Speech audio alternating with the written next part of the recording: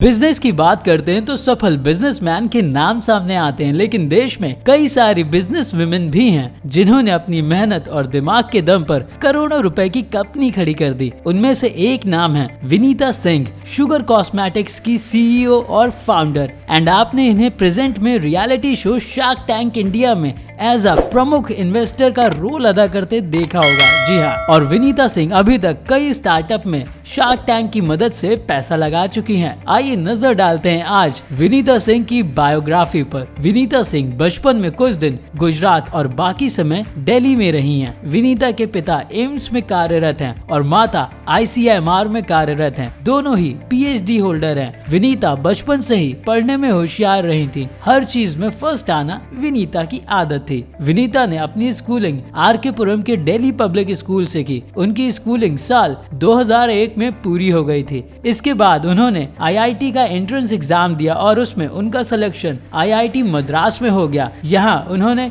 Electrical engineering में BTech किया। 2005 में बीटेक खत्म करने के बाद विनीता ने IIM अहमदाबाद ज्वाइन किया और यहाँ 2 साल का MBA किया और फिर कॉर्पोरेट की दुनिया में आ गई। विनीता सिंह ने IIM से MBA करने के बाद नौकरी करने की सोची तो उन्हें कैंपस में ही 1 करोड़ रुपए की जॉब ऑफर हुई और इन्वेस्टमेंट बैंकर का जॉब मिला। विनीता को पता था कि उन्हें ये जॉब आसानी से मिल जाएगा। अच्छी भली जॉब थी, लेकिन विनीता को इस जॉब में कुछ अच्छा नहीं लग रहा था। विनीता को लग रहा था कि वो अपनी लाइफ में ये जॉब तो बिल्कुल भी नहीं करना चाहती हैं। इसलिए 23 साल की उम्र में उन्होंने 1 करोड़ के पैकेज वाली जॉब यूं ही अचानक से छोड़ दी। बिजनेस में आने की शुरुआत विनीता ने बचपन से ही कर दी थी। बचपन में विनीता और उनकी एक दोस्त ने मिलकर एक मैगजीन बनाई और घर घर जाकर इसे 3 रुपए में बेचा। हालांकि ये आइडिया इतना चला नहीं, क्योंकि उस समय 3 रुपए किसी बच्चे की मैगजीन पर देना बहुत बड़ी बात होती थी। जब विनीता ने अपनी जॉब छोड़ी और खुद का बिजनेस करने का फैसला किया तो शुरू में उन्होंने सोचा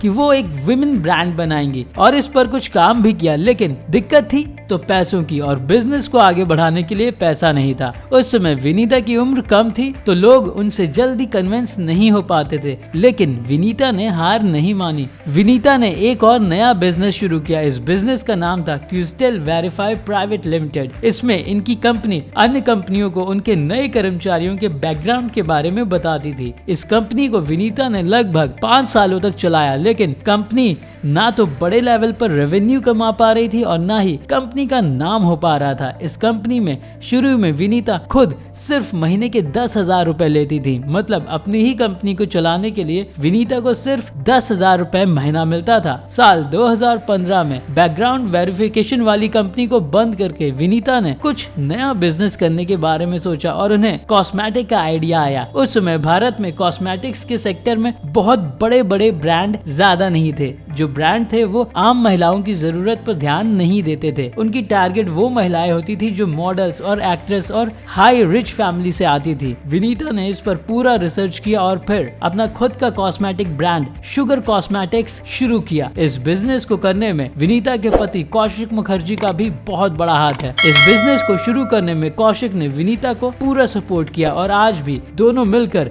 इस बिजनेस को आगे बढ़ा रहे हैं और अपनी सक्सेसफुल लाइफ को और सक्सेसफुल बना रहे हैं। शुगर कॉस्मेटिक पहले ऑनलाइन प्रोडक्ट्स को बेचती थी, लेकिन साल 2019 में यूपी में पहला स्टोर खोला गया। अब इनके 92 शहरों में 700 से ज्यादा स्टोर है, जहां आप ऑफलाइन जाकर इनके प्रोडक्ट्स भी खरीद सकते हैं। शुगर कॉस्मेटिक के वैल्यूएशन की बात करें तो इंडिया टाइम्स की रिपोर्ट के मुताबिक 2020 और 21 में इस कंपनी ने 130 करोड़ का रेवेन्यू कमाया था और लगभग 160 करोड़ रुपए की वेंचर फंडिंग रेज की थी। और इसका मतलब है कि कंपनी की कीमत 750 करोड़ रुपए है। विनीता सिंह एक ऐसी बिजनेस वुमेन है जिन्होंने बिजनेस के लिए अपनी 1 करोड़ रुपए की जॉब छोड़ दी और 10,000 रुपए महीना में काम किया। उन्होंने अपने ऊपर पूरा विश्वास रखा और एक न एक दिन उनका बिजनेस हिट होगा। ये अपने ऊपर बिलीव रखा और वो करोड़ों कमाएंगी और आज की डेट में वो करोड़ों कमा भी रही हैं और साथ ही साथ करोड़ों रुपए नए स्टार्टअप में भी लगा रही हैं। शार्क टैंक इंडिया के माध्यम से वो नए स्टार्टअप को सपोर्ट भी कर रही हैं।